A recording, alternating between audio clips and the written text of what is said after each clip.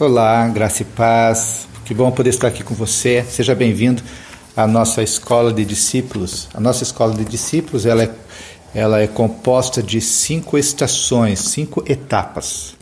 A primeira etapa é a etapa de viver, o título é viver, a segunda é ser livre, a terceira é crescer, a quarta é compartilhar, a quinta é liderar. Cada etapa é composta de 8 lições. Nós vamos trabalhar agora com a primeira etapa, que é a etapa viver. Viver significa, o objetivo de todas essas 8 lições, dessa primeira etapa chamada viver, é mostrar para o aluno que ele, ao tomar uma decisão ao lado de Cristo, ele precisa experimentar a vida cristã. Então a ideia é, nessa viagem, dessa primeira, até em direção à primeira estação, você vai aprendendo como experimentar a vida cristã. São 8 lições nessa viagem até a primeira estação. A primeira lição fala sobre, o título é Encontrando Deus. A segunda, estabelecendo um fundamento sólido. A terceira, buscando conhecer a Deus. A quarta, vivendo com outros seguidores de Jesus. A quinta, vivendo em vitória. A sexta, triunfando sobre as forças do mal. A sétima, a minha vida e os meus recursos. A oitava, batismo e ceia do Senhor. Então, essas são as 8 lições que você vai estar trilhando. Você vai pegar sempre, ao ouvir esse áudio, você vai pegar o seu caderno, vamos chamar esse caderno de caderno da Escola de Discipulados, onde você vai escrever lá agora, estação 1, lição 1. Vou repetir, estação 1, é a viagem que você está fazendo em direção à primeira estação, estação 1, a primeira etapa da escola, lição 1. Depois vamos trabalhar com a lição 2 e assim por diante, tá bem? Então anote ali, coloque o dia que você começou, anotadinho no início da página ali, porque no decorrer da leitura que nós vamos fazer da lição, eu vou fazer algumas perguntas e você vai responder essas perguntas no seu caderno, para que você possa mostrar depois para o teu líder de célula, para que ele possa, ou o teu discipulador, para que ele possa dar continuidade à tua caminhada. Se você não tem discipulador, pode ser o líder de célula, tá certo? Que também não deixa de ser um discipulador. Se você tem discipulador, pode ser com ele também, não tem problema, tá bom? Importante que ou o discipulador ou o líder de célula esteja mais tarde verificando as lições e vendo que você está acompanhando você nessa viagem. Essa é a ideia. Pode escrever o título da lição, que é Encontrando Deus. Passo agora a leitura. Ao visitar Atenas, na Grécia, me hospedei em um hotel que oferecia um deslumbrante vista da Acrópole, onde se localiza o Parthenon. Embora atualmente esteja em ruínas, o Parthenon foi um templo ricamente ornamentado quando o apóstolo visitou Atenas durante o 1º século. Naquele tempo, não muito após a morte e ressurreição de Jesus Cristo, a Grécia era famosa por seu ensino e seu conhecimento. Os gregos também eram conhecidos por adorarem muitos deuses. Quando Paulo levantou-se no Areópago, do lado de fora do Parthenon, ele disse: Atenienses, veja que em todos os aspectos vocês são muito religiosos, pois, andando pela cidade, observei cuidadosamente seus objetos de culto e encontrei até um altar com a inscrição ao Deus desconhecido.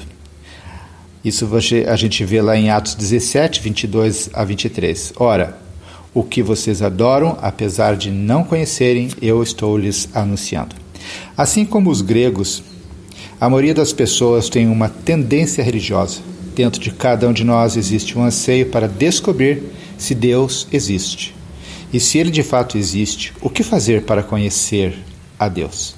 A Bíblia declara que Deus se revelou a pessoas como você e eu. Ele até mesmo providenciou um caminho para que pudéssemos ter um relacionamento pessoal com Ele. Para iniciarmos esse relacionamento, é preciso saber onde nos encontramos no momento e qual o próximo passo a tomar. Nós precisamos de ajuda. Lembra do Titanic? O Titanic foi apontado como o maior navio de todos os tempos.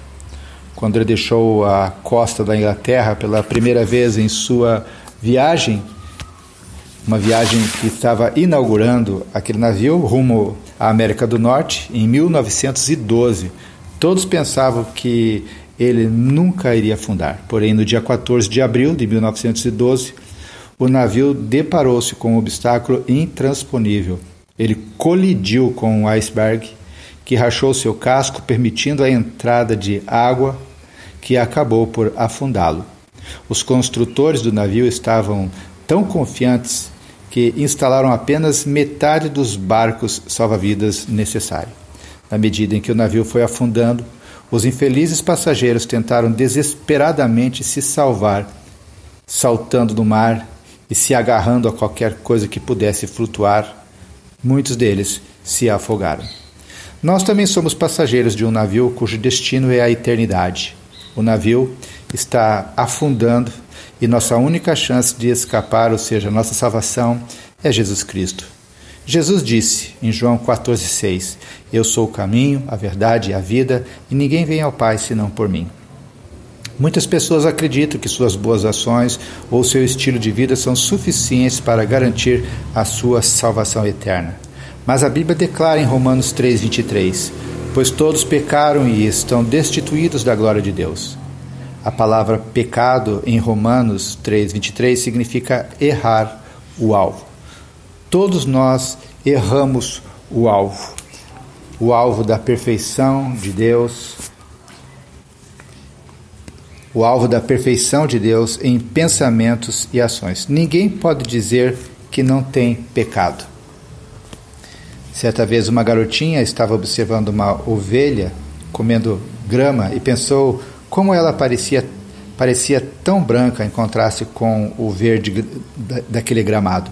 Porém, quando começou a nevar, ela concluiu: aquela ovelha agora parece suja em contraste com o branco da neve.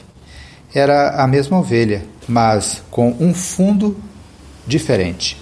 Quando comparamos a nossa vida com a de outras pessoas, pode aparentar estar muito bem, mas quando comparamos com a santidade de Deus, nos damos conta o quanto estamos decaídos. A santidade de Deus é o padrão pelo qual a humanidade será julgada. E o pecado tem suas consequências. Em Romanos 3,23 nos diz: Pois o salário do pecado é a morte, mas o presente gratuito de Deus é a vida eterna, que temos em união com Cristo Jesus, nosso Senhor. Salário é um prêmio, uma recompensa por algo. A Bíblia diz que o resultado do pecado é a morte. A morte espiritual é a separação da pessoa de um relacionamento com Deus durante a sua vida na terra, enquanto a morte física é a separação do corpo. Vou repetir: a morte espiritual é a separação da pessoa de um relacionamento com Deus durante sua vida na terra. Mas há também uma morte eterna. Uma pessoa que morre em pecado sem receber o presente da vida eterna está eternamente separado de Deus e irá para um lugar chamado inferno. Esse é o salário final do pecado. A boa notícia é que a salvação está disponível para todos. Deus enviou Jesus para nos limpar dos nossos pecados e restaurar nosso relacionamento quebrado com Deus. Ele quer nos livrar do inferno e assim ele providenciou um caminho para nos trazer de volta para si. Jesus é esse caminho. Jesus nos oferece o presente da vida eterna.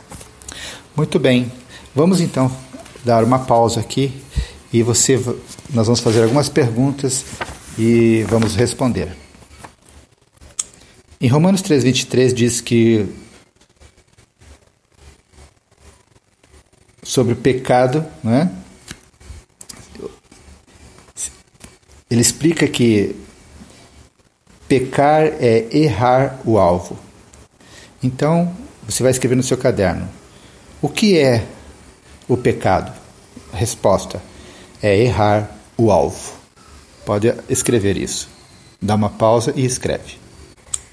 Em Romanos 6,23, pode abrir a Bíblia e ler lá, diz que o pecado tem consequências. pois o salário do pecado é a morte. Então a pergunta é: qual é o salário do pecado? Você vai responder: o salário do pecado é a morte. Outra pergunta: o que Jesus nos oferece, ou o que Ele nos ofereceu, né? Com a sua vinda e a sua morte aqui por nós? A resposta é: Jesus nos oferece o presente da vida eterna. Jesus Cristo nos mostra como encontrar Deus. Vamos ver então? Todo ano comemoramos o Natal. Luzes se acendem, presentes são trocados e todos desfrutam de um tempo gostoso. Mas o verdadeiro sentido do Natal muitas vezes fica escondido em meio aos presentes, encerrado debaixo da nossa agenda atolada de compromisso, ou completamente esquecido pela correria do momento. O mundo mudou o foco do Salvador para os símbolos do Natal. O verdadeiro significado do Natal é Jesus. A Bíblia nos ensina que Jesus nasceu para trazer esperança ao mundo em trevas. Meu hino de Natal favorito é: ó cidadezinha de Belém, tão quieta te encontramos sobre o teu sono profundo e sem sonho, e assim por diante.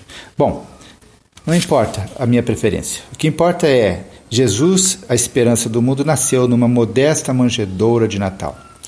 A melhor expressão do propósito de Deus para esse garotinho nós encontramos no versículo frequentemente citado lá no Evangelho de João, João 3,16. Porque Deus amou o mundo tanto que deu seu único Filho para que todo aquele que nele crê não morra, mas tenha a vida eterna. O propósito final do nascimento de Jesus Cristo era a sua morte.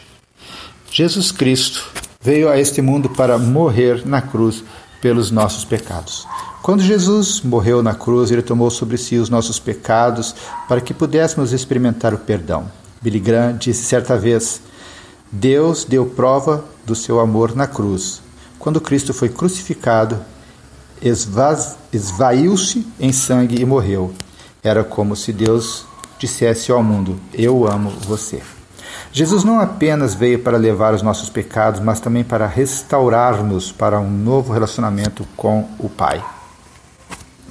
A boa notícia é que por meio da morte de Cristo na cruz, nós podemos ter um relacionamento íntimo com o Pai Celestial que nos ama e tem um plano perfeito para a nossa vida. E Jesus não ficou no túmulo. Jesus ressuscitou. Ele está vivo nesse instante para ouvir a mim e a você. A mensagem do Evangelho está resumida em 1 Coríntios 15, versículo 3. Assim lemos: pois o que primeiramente lhes transmiti foi o que recebi, que Jesus Cristo morreu pelos nossos pecados, segundo as Escrituras. Quando estava na sexta série, eu frequentava uma igreja que não falava muito sobre a Bíblia. Eu regularmente assistia aos cultos dominicais, mas a linguagem era tão simbólica que raramente eu a entendia. Um dos meus professores da escola dominical, entretanto, amava Jesus e explicou com clareza que Jesus Cristo, Ele está vivo hoje e Ele deseja ter um relacionamento conosco. Nós vamos dar uma pausa e vamos continuar no próximo vídeo, tá certo? Ou no próximo áudio, melhor assim dizendo.